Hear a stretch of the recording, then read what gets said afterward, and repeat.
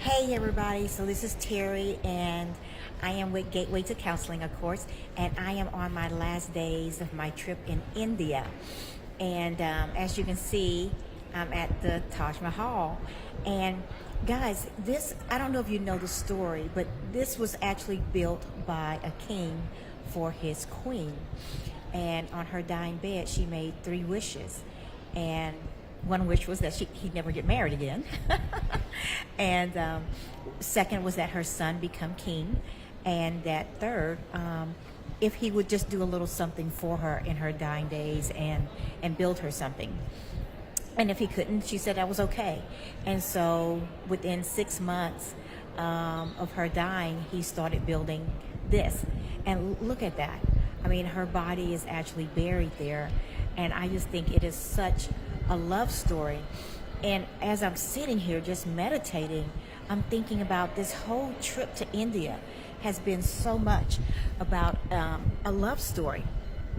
And I just think that is so phenomenal. Like, for example, did you know that the men, when they have a child born, a daughter, that they actually start saving money at that day, the day she is actually born, so that they can save for her wedding.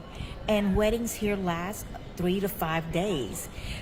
There's a party for the groom and his family at one point, and then there's a party for the bride and her family at one point. There's a party for the engagement, and they actually go through this series of go to the priest, the astrologist, and find out if they have these 36 characteristics in common, to see if they're going to be a perfect match and that their marriage will actually last.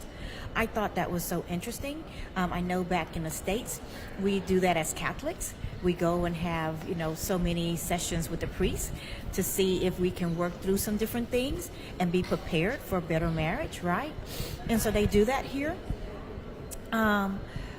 I also think it's pretty cool that part of their wedding celebration is that when the marriage has already occurred and she's about to leave her parents' home, they have another party. So maybe they just like to party a lot, right?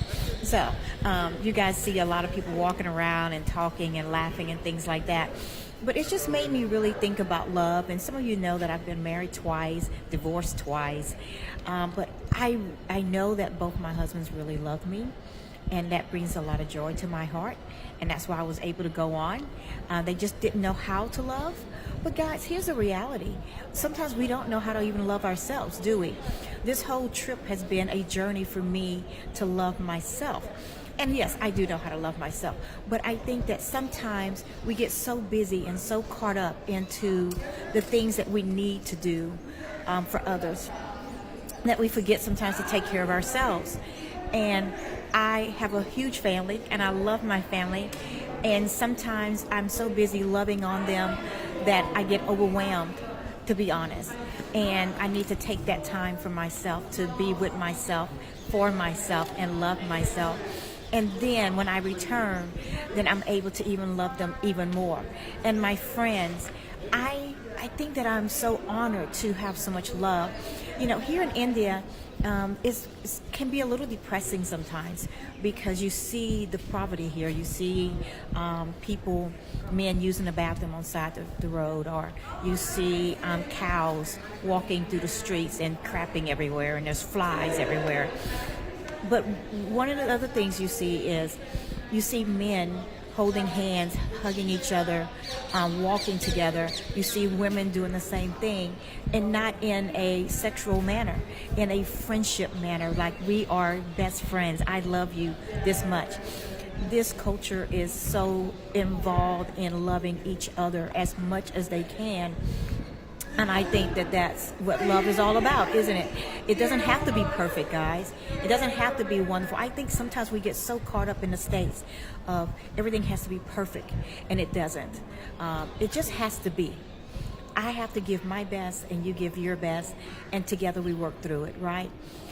So this is Terry, and this is my view right now. So I'm loving it, and I'm loving you guys. Thank you for sharing this journey with me, and I will see you on the other side. Bye-bye.